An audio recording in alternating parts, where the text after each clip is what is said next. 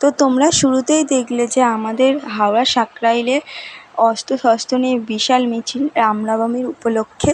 তো তোমাদের শেষ পর্যন্তই দেখাবো। যারা যারা সাবস্ক্রাইব করেন প্লিজ আমাকে সাবস্ক্রাইব করে পাশে থাকবেন। তো ওখানে গিয়েই দেখি প্রচুর পরিমাণ লোক এসছে। ঠাকুরটাই দেখো খুব সুন্দর করেছে, খুব মিষ্টি লাগছে।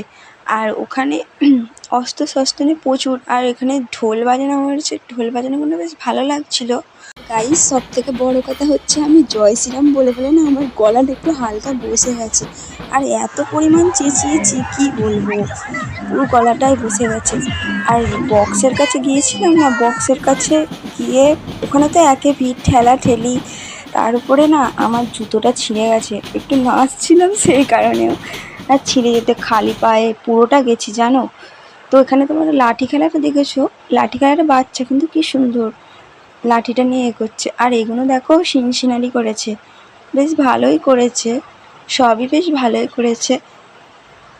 আর এখানে আর বাড়ি আমার ভিডিও কেমন হয়েছে জানিও। আজকের মতো টাটা।